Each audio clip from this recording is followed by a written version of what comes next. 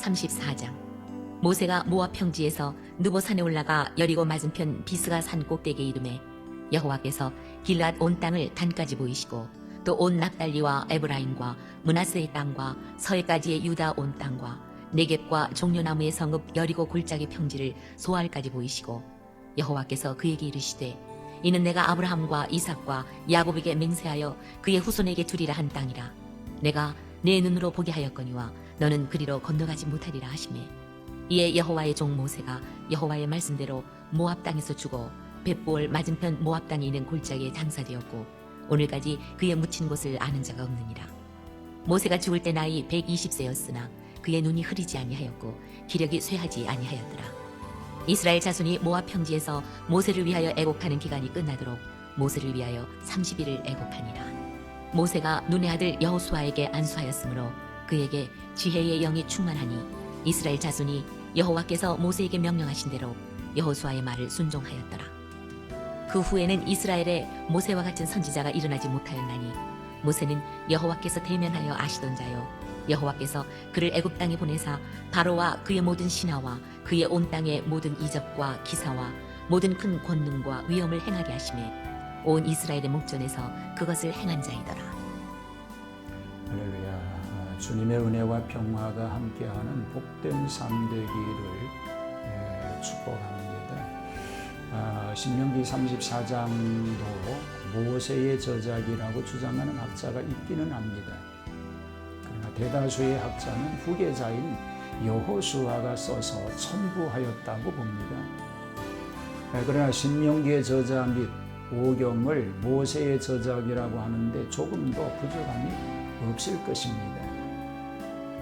칼빈 같은 학자는 신명기 34장의 저작 문제는 매우 적은 문제라고 하였습니다.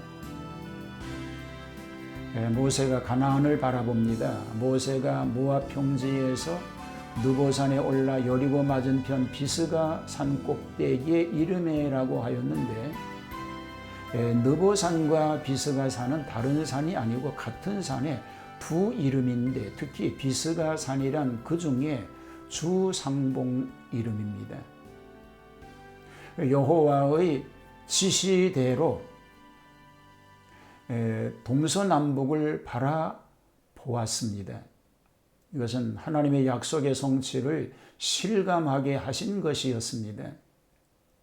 가나안 땅에 들어가서는 주로 전쟁을 해야 할 터인데 청년대장 여호수아가 적임일 것이므로 모세는 그의 역할이 완수되어 하나님의 부르심을 입게 된 것입니다. 또 일면으로 생각하면 아무리 젖과 꿀이 흐르는 가나안 땅이라고 할지라도 실제 천국만은 못합니다. 천국 직행의 모세로서는 아무 미련도 없었을 것이라고 믿습니다. 모세의 죽음과 후계자 확정입니다. 여호와의 종 모세가 모압 땅에서 죽어 벳호올 맞은편 모압 땅에 있는 골짜기에 장사되었는데 오늘까지 그 묘를 아는 자가 없으리라고 하였습니다. 모세가 죽을 때 나이 120세이지만 그 눈이 흐리지 않고 기력이 쇠하지 않았으며 30일간의 애국 기간을 마쳤습니다. 그가 죽기 전에 눈의 아들 여호수아에게 안수하였으므로 그에게 지혜의 신이 충만하여 후계자로서 확정하게 되었습니다. 특히 지혜의 영이 충만하게 하신 것은 앞으로의 난국을 잘 수습하여 하나님의 뜻을 바로 파악하여 순종함으로 축복된 생활을 기약하게 된 것입니다. 이제 이스라엘 자손들은 여호와께서 모세에게 명하신 대로 여호수아의 말을 순종하게 됩니다. 이것은 곧 하나님께서 모세로 하여금 여호수아를 후계자로 세우게 하시고 이스라엘 민족으로 하여금 그를 순종하게 하신 때문입니다. 지금까지도 여호수아가 후계자가 되었으나 이제 정식으로 취임하게 된 셈이 되는 것입니다. 마지막으로 모세의 인물을 소개합니다. 지금 이후로는 이스라엘 가운데 모세같이 위대한 선지자가 없으리라고 예언하였습니다. 이것은 다름 아니라 모세는 하나님과 직접 대면하여 하나님의 친구와 같이 비밀이 없이 지내온 까닭입니다. 또 이 사실은 온 이스라엘 목전에서 행하신 일이기 때문에도 분명한 사실입니다. 애굽 땅에서와 바로와 그 모든 신하와 그 온 땅에서 이루어진 모든 기적과 기사와 모든 큰 권능과 위엄을 행하신 일이기 때문이었습니다. 여호수아는 대략 행정에 관계하였고 하나님과의 신령한 관계는 제사장 엘르아살이 담당하게 되었습니다. 여호수아는 자기가 모세의 후계자라고 생각하여 만사만능으로 대처하지 않았습니다. 신령한 일은 제사장 엘르아살에게 맡긴 일은 참으로 잘한 일인 줄 믿습니다. 과연 모세는 이스라엘을 바로의 독수에서 구출하여 낸 구국의 유인이요 영웅입니다.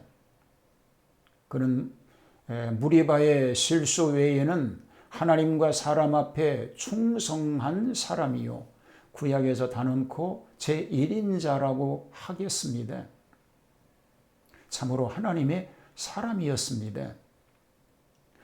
이스라엘 백성을 애굽에서 인도하였던 모세도 하나님께서 부르시니 죽음을 맞이할 수밖에 없었던 것입니다. 이처럼 인간은 누구나 어느 때인가는 죽음을 맞이해야 합니다. 여기에서 예외인 사람은 아무도 없습니다. 때문에 우리도 이 땅에 살면서 하나님을 위해 살아야 하고 일해야 하고 열심을 내야 할 줄로 믿습니다. 그렇게 삶으로 복된 생애가 되시기를 주님의 이름으로 축복합니다. 하나님, 모세처럼 아름답게 사명을 감당하다가 아름답게 이 세상에서의 삶을 마칠 수 있는 복을 누리게 하여 주옵소서. 예수님 이름으로 기도하옵나이다. 아멘.